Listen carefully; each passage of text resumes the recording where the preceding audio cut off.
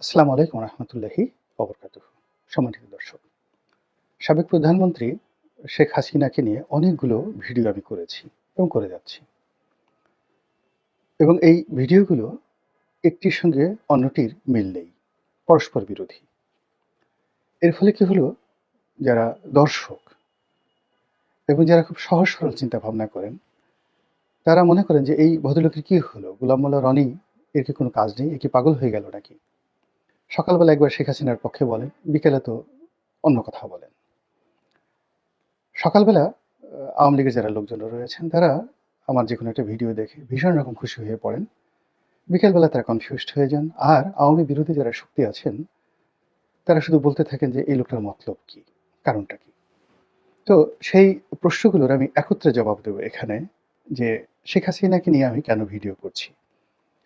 আমি অনেক ক্ষেত্রে যে ভিডিওগুলো করেছি, যেমন একটা ভিডিওতে খুব ভাইরালভাবে সবাই এটাকে ভাইরাল করার চেষ্টা করেছেন। সেই বক্তব্যের একটি অংশ, যে আমি শেখ হাসিনাকে কেন ভুলতে পারি না, একটা উদাহরণ দিয়েছি। এটার অর্থ যে শেখ হাসিনার অনেক নেতিবাচক বিষয় রয়েছে। তো আমার মতো একজন ক্ষতিগ্রস্ত ব্যক্তি, যার কিনা এমপিগিরি চলে গেছে, জেলে যেতে হয়েছে, আমার পৈতৃক বাড়ি বর্তমান যার মূল্য প্রায় 4 থেকে 5 কোটি টাকা, আরো বেশি, মাটির সঙ্গে মিশিয়ে দিয়েছেন। আমার ব্যবসা বাণিজ্য, আমার একটা কম্পোজিট টেক্সটাইল ছিল, সেই ব্যবসা বাণিজ্য তছনছ হয়ে গেছে। আমার বিরুদ্ধে মামলা হয়েছে, একাধিক মামলা, এবং রাষ্ট্রীয় যে সংস্থাগুলো আছে সেগুলোকে সে 2014 সালের পর থেকে জাস্ট আমার পেছনে লেলিয়ে দেওয়া হয়েছে।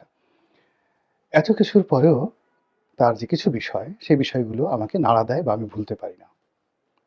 তো তাই যদি হয়, তাহলে তার যারা কোটি কোটি সমর্থক রয়েছেন, যারা আমার মধ্যে ক্ষতিগ্রস্ত হননি, তো ক্ষতিগ্রস্ত না হওয়ার কারণে তাদের তো শেখ হাসিনা সম্পর্কে আবেগটা একেবারে টসটস করছে।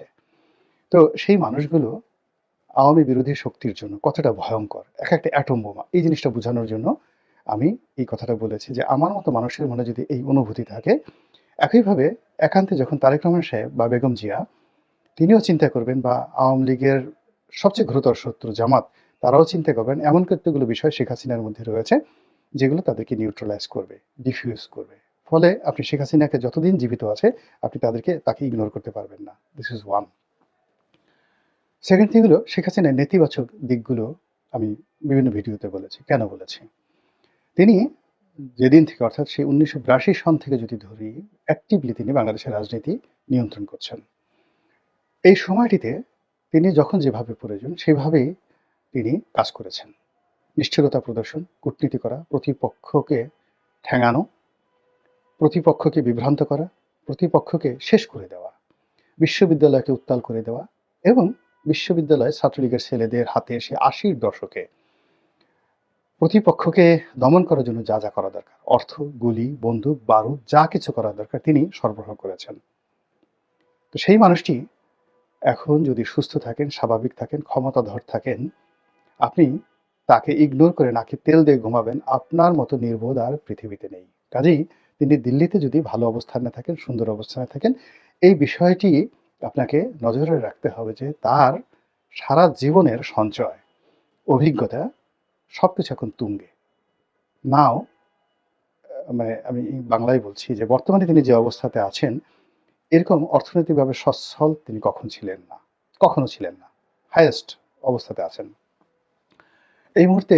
তিনি দিল্লিতে যেভাবে আছেন, তার কর্মীরা যেভাবে আছে, তার দল যতটা শক্তিশালী আছে, তার যারা সহযোগী যতটা শক্তিশালী আছে, কোনো অবস্থাতেই আপনি তাকে ইগনোর করতে পারেন না। ইগনোর করলেই আপনি মরবেন। সেটা ডক্টর ইউনূস হন, বিএনপির লোক হন, জামাতের লোক হন, কোনো অবস্থা তাকে ইগনোর করা যাবে না, তুচ্ছ করা যাবে না, তাচ্ছিল্য করা যাবে না। আপনি সতর্ক হবেন। এজন্য আপনি দেখেন, আমি প্রথমে তার ভালো দিকগুলো বললাম, তারপরে তার মন্দ দিকগুলো বললাম আপনাকে সতর্ক করার জন্য। Nothing to B worried about me. এখানে আমি কাউকে ফেভার করছি না। ৩ নম্বরে, তিনি এখন যেখানে আছেন, কিভাবে আছেন, এটা আপনাকে জানতে হবে।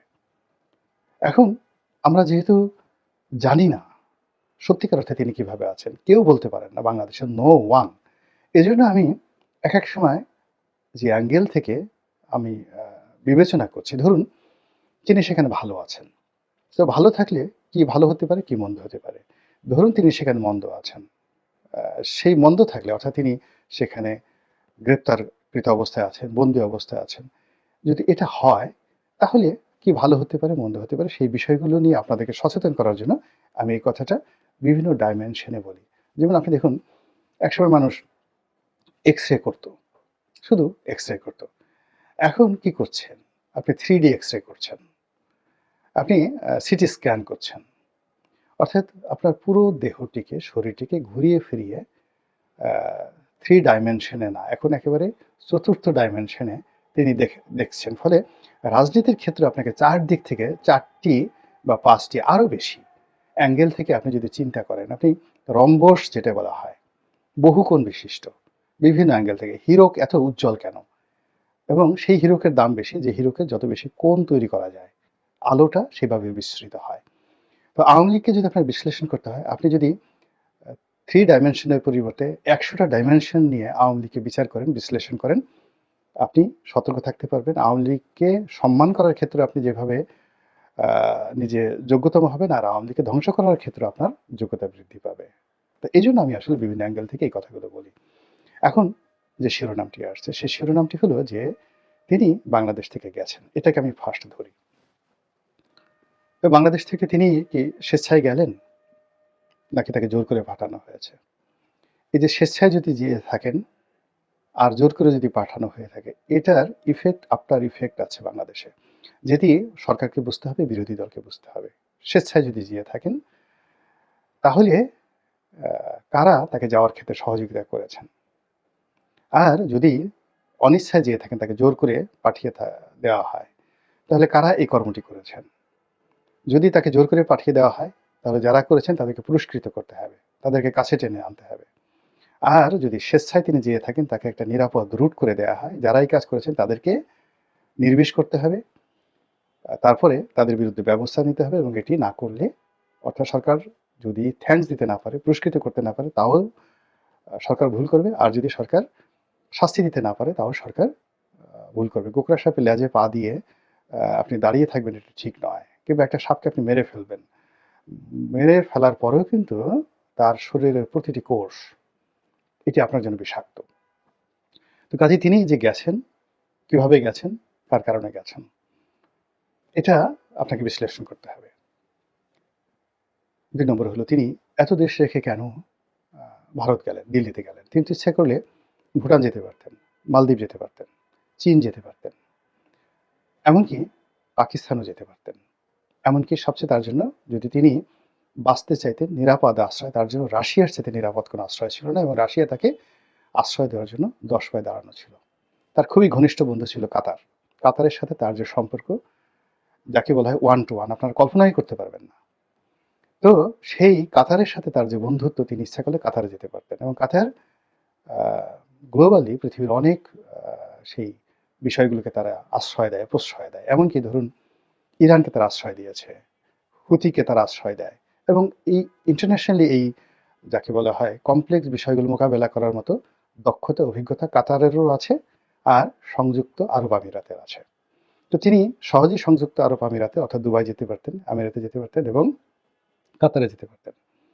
এমনকি প্রিন্স মোহাম্মদ বিন সালমানের সাথে তার খুবই ভালো সম্পর্ক, পারিবারিক সম্পর্ক, তিনি সৌদি আরবে যেতে পারতেন। তো সেটা দেখে তিনি কেন ভারতে গেলেন, এটা আপনাকে আগে বুঝতে হবে। 1। 2 নম্বর হলো, ভারত কি তাকে আশ্রয় দিয়েছে, নাকি এখান থেকে ভারত তাকে তুলে নিয়েছে? 2 নম্বর হলো যে, ভারত কি তাকে এখান থেকে শেখ হাসিনার আহ্বানে তুলে নিয়ে গেছে, নাকি নিজের একটা ফাঁদ পেতে তাকে বলতে গেলে কৌশলে গ্রেপ্তার করে এখানে নিয়ে গেছে? এই বিষয়ের উপরে আগামী দিনে রাজনীতি নির্ভর করবে, এবং এই বিষয়গুলোর উপরে বিএনপির নিরাপত্তা, বিএনপির ভবিষ্যৎ, জামাতের নিরাপত্তা, জামাতের ভবিষ্যৎ নির্ভর করবে। এবং আমি আমার এই ক্ষুদ্র বুদ্ধি বাংলাদেশের প্রেক্ষাপটে, যারা রাজনৈতিক বিশ্লেষক, যারা রাজনৈতিক নেতা, এবং যাদের রয়েছে বর্ণাঢ্য রাজনৈতিক ইতিহাস, বুদ্ধিজীবী, লেখক, সাহিত্যিক, সাংবাদিক, তাদের তুলনায় আমি একেবারে পিনাট, অবোধ শিশু। তারপরেও আমি যে প্রশ্নগুলো করলাম, বা যে বিষয়গুলো নিয়ে আমি আলোচনার চেষ্টা করি, আমি হয়তো অনেক কিছু বোঝাতে পারি না, এটা আমার ব্যর্থতা, বা অনেকে বোঝেন না, সেটা তাদের ব্যর্থতা। কিন্তু যে বিষয়গুলো নিয়ে আমি আলাপ আলোচনা করি, প্রথমত এই বিষয়টি অন্য যারা রয়েছেন, যাদের করা উচিত তারা করেন না। কিন্তু অবাক করা বিষয় হলো যে গত ৪ মাসে আমি যা কিছু করেছি, আফটার 30 ডেইজ সেই বিষয়গুলোই আ অন্য সবাই অ্যাডপ্ট করে। যেমন ধরুন ইলিয়াসের কথা চিন্তা করেন। এখন ইলিয়াস আমার প্রতি কেন রাগ হলো? ইলিয়াস আমার প্রতি রাগ হলো যে আমি জামাতের সমালোচনা করছিলাম কিছু বিষয় নিয়ে আগস্ট মাসের শেষের দিকে, সেপ্টেম্বর মাসের ১ম দিকে। তো যেহেতু ইলিয়াস ওরা সবসময় জামাতের আপনি পেইড এজেন্ট বলেন বা নন পেইড এজেন্ট বলেন বা জামাতের খুব আপন বলেন বা জামাতের জন্য তারা অন্তঃপ্রাণ বলেন। তারা কিন্তু এই বিষয়গুলো মেনে নিতে পারেননি। ফলে কি হলো? আমার বিরুদ্ধে তারা প্রচারণায় নামলো। কিন্তু এখন দেখা গেল যে আমি যে বিষয়গুলো বলছি এটি ওপেন, বাংলাদেশের সবাই বলছেন এবং ওরাও যারা বাইরে থেকে ভিডিও করে জামাতের পক্ষে, তারাও কিন্তু এখন অনেকটা লাজবাব হয়ে গেছে। জামাতের পক্ষে তারা কিন্তু কথা সরাসরি বলতে পারছে না, মার্কেটিং করতে পারছেন না। এই অবস্থার সৃষ্টি হয়েছে। অথচ আমি যখন যে বিষয়গুলো তুলেছিলাম ১ম দিকে, ওই বিষয়গুলো যদি জামাত আ গ্রহণ করত পজিটিভ অর্থে, জামাতের যারা পেইড এজেন্ট রয়েছেন দেশের বাইরে, দেশের ভিতরে, তারা যদি এটাকে বিদ্বেষমূলক না নিয়ে এই বিষয়গুলো নিয়ে যদি আমার সঙ্গে আলোচনা করতেন বা নিজেরা আলোচনা করতেন, তাহলে আজকের যে পরিবেশ পরিস্থিতি, যেটি আমিরকে নিয়ে হচ্ছে, যেটি আজহারীকে নিয়ে হচ্ছে, জামাতের সাধারণ সম্পাদককে নিয়ে যেটা হচ্ছে, মানে যারাই জামাতের পক্ষে কথা বলছেন, তারাই এখন জনরোষের শিকারে পরিণত হচ্ছেন। এবং জামাতের সঙ্গে বিএনপির আজকের যে দাকুমরার সম্পর্ক, এটি আমার যে আগস্ট মাসের প্রেডিকশন ছিল, এটি কখনোই হতো না যদি ১ম এ তারা সতর্ক হতেন। ১। ২ নম্বর হলো আমি যখন বলেছি তখন জামাতের সাথে বিএনপির একটা বন্ধুত্ব ছিল।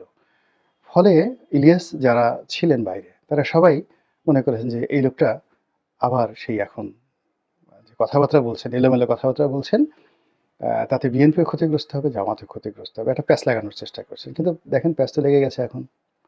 কারণ আমি এই প্যাঁচ লাগার ক্ষেত্রে খুবই ক্ষুদ্র একজন মানুষ। আমার পক্ষে তো প্যাঁচ লাগানো তো দূরের কথা। আমার কজন